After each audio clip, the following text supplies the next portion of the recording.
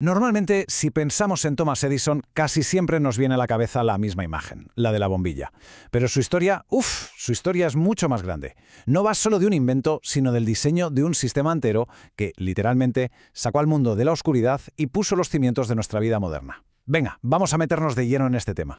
A ver, esta es la pregunta del millón, ¿a que sí? Y casi todo el mundo respondería sin dudar, Thomas Edison. Pero, ¿y si la respuesta no fuera tan simple? ¿Y si la historia de verdad fuera mucho, pero que mucho más fascinante que el típico mito del genio solitario? Porque la verdadera genialidad de Edison no fue tener la primera idea, sino tener la última, y sobre todo la mejor idea, la que funcionaba, la que era asequible y lo más importante, la que podía de verdad cambiar el mundo. Y para entender cómo lo consiguió, primero tenemos que viajar un poco en el tiempo y ver cómo era ese mundo. Vamos a imaginarnos por un momento un mundo que se regía por la salida y la puesta del sol. Un mundo donde la noche traía oscuridad, sí, pero también limitaciones y hasta peligro. Pues esa era la realidad del siglo XIX. En aquella época, la gente se encontraba con un dilema tremendo. O sea, por un lado estaban las lámparas de gas y de aceite, que llenaban las casas de hollín y eran un peligro constante de incendio. Por otro, existía la luz de arco eléctrico, que era tan brutalmente intensa y desprendía tales vapores que solo servía para iluminar sitios grandes como muelles o plazas. Era impensable meter eso en el salón de una casa. Hacía falta claramente una tercera vía, una solución que fuera segura y práctica. Y ojo, que no es que nadie lo intentara. Había gente muy brillante como Joseph Swan en el Reino Unido que ya habían patentado bombillas incandescentes. El problema, pues que duraban un suspiro apenas unas horas, eran carísimas de producir y se rompían con solo mirarlas. Vamos, que eran más una curiosidad de laboratorio que una solución de verdad. El gran reto seguía ahí, sobre la mesa, encontrar el material perfecto. Y es justo aquí donde entra en escena el laboratorio de Edison en Menlo Park, en Nueva Jersey. Aquello no era un taller cualquiera, no. Era la primera fábrica de inventos del mundo. Y su obsesión número uno era resolver el gran puzzle del filamento. El equipo de Edison no esperaba un golpe de suerte, ¿eh? Para nada. Su método era la pura perseverancia industrial. Probaron literalmente miles de opciones. Metales, maderas, plantas, cualquier cosa que pudiera carbonizarse y conducir la electricidad. No buscaban una revelación divina, buscaban un resultado a base de eliminar sistemáticamente lo que no funcionaba. Esta frase, que se le atribuye a él, captura a la perfección la filosofía que tenían en Menlo Park. Cada fallo no era una derrota, que va, era un dato más, un pasito más que los acercaba a la solución. Era la investigación y el desarrollo en estado puro. Y entonces, en octubre de 1879, después de tantísimas pruebas, llegó el momento clave. ¿Con qué? Pues con un simple hilo de algodón de coser, carbonizado. Al meterlo en una bombilla a la que le habían sacado casi todo el aire para crear un alto vacío y que no se quemara, ¡zas!, consiguieron la luz. Una luz estable, duradera y, lo más importante de todo, una luz reproducible.